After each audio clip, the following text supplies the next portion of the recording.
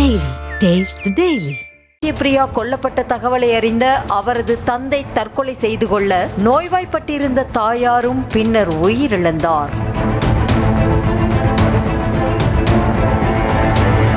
பரங்கிமலை காவலர் குடியிருப்பில் வசித்து வந்த மாணவி சத்யபிரியாவும் அதே குடியிருப்பை சேர்ந்த இளைஞர் சதீஷும் ஒருவரை ஒருவர் காதலித்து வந்ததாகவும் இவர்களது காதலுக்கு சத்யபிரியாவின் பெற்றோர் எதிர்ப்பு தெரிவித்ததால் சதீஷுடன் பேசுவதை சத்யபிரியா தவிர்த்து வந்ததாகவும் விசாரணையில் தெரிய வந்தது.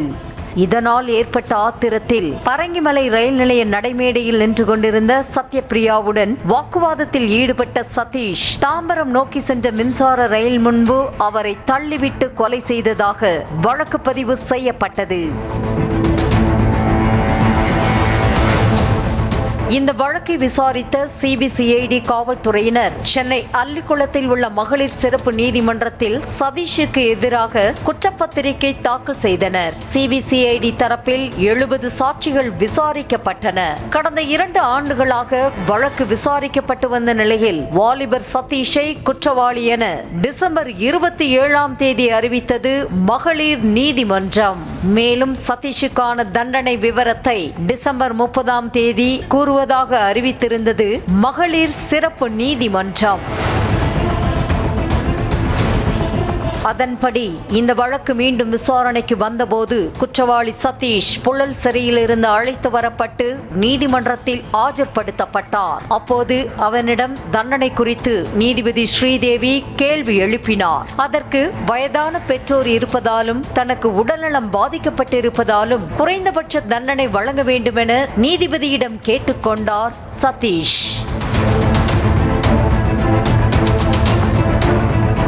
இதனைத் தொடர்ந்து தீர்ப்பு கூறிய நீதிபதி குற்றத்தின் தீவிரத்தை கருத்தில் கொண்டு சதீஷுக்கு மரண தண்டனையும் 25,000 ரூபாய் அபராதமும் விதிப்பதாக தெரிவித்தார். மேலும் பெண் வன்கொடுமை தடுப்பு சட்டத்தின் கீழ் 3 ஆண்டுகள் சிறை தண்டனையும் 10,000 ரூபாய் அபராதமும் விதிப்பதாக தீர்ப்பளித்தார் நீதிபதி.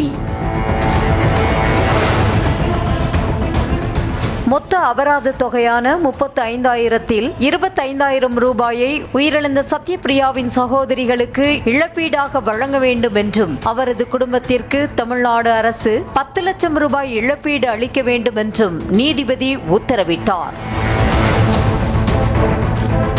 பெண் வன்கொடுமை தடுப்பு சட்டத்தின் கீழ் விதிக்கப்பட்ட 3 ஆண்டு சிறை தண்டனையை அனுபவித்த பிறகு மரண தண்டனையை நிறைவேற்ற வேண்டும் என நீதிபதி தீர்ப்பளித்தார்.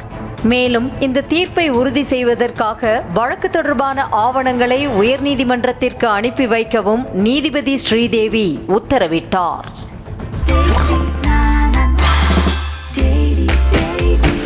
Taste Daily. Taste the Daily.